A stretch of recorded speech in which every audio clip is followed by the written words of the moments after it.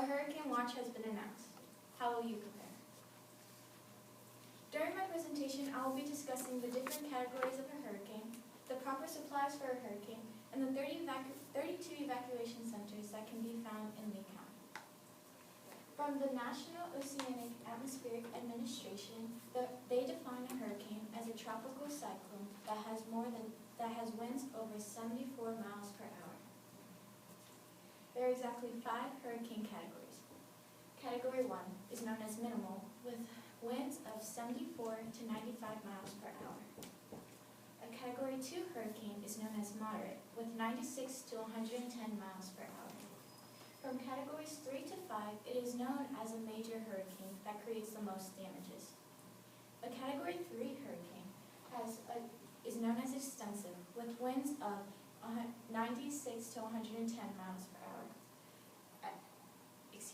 110 to 130 miles per hour. A Category 4 hurricane known as extreme has winds of 130 to 155 miles per hour. A Category 5 hurricane known as catastrophic has winds over 155 miles per hour. The type of damages Category hurricanes 1 through 4 causes are to trees, shrubs, windows, doors, roofing, and especially if you live in an unanchored mobile home. A Category 5 hurricane known as catastrophic can cause damage to anything in its path, such as small buildings being blown away. It is known from the Orlando's Hurricane Guide, written by the National Disaster Education Center in 1999, that you should put shutters around your doors and windows to protect yourself during the storm. Having the proper supplies. It is recommended that you have water, food, a first aid kit, and a mobile radio.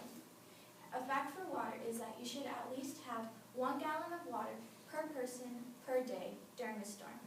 As for food, you should have non-perishable foods such as crackers or cereals, and also some canned goods. Make sure to have a manual can opener. Prepare ahead of time for evacuation centers. There are 32 evacuation centers found in Florida. You may want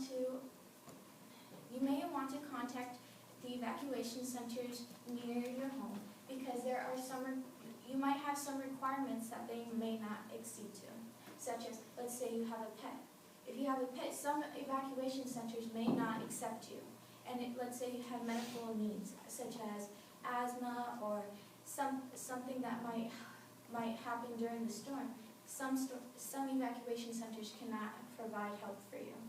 So I encourage you to call 239-533-0622, the National Oceanic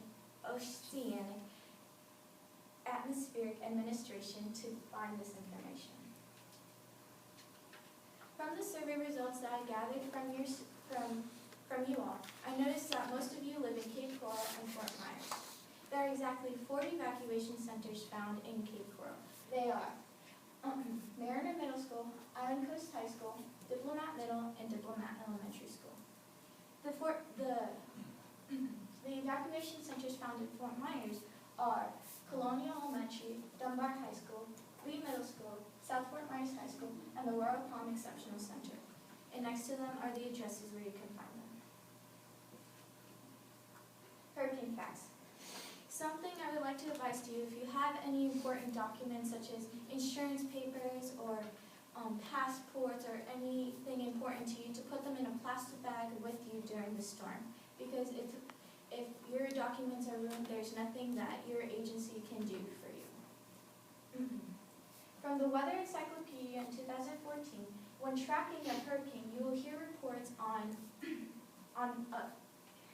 hurricane reports about barometric pressure.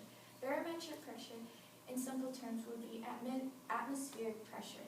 So atmospheric pressure would be, if the atmospheric pressure is high, it would be a low hurricane. But as the number decreases, the hurricane enhances, it heightens. Such as, it can heighten into a Category 5 hurricane. Now that I've gone over the different categories of a hurricane, the proper supplies for a hurricane, and the evacuation centers found in your home, you will now be able to effectively prepare for a hurricane. Don't wait, don't procrastinate, don't dare to not prepare.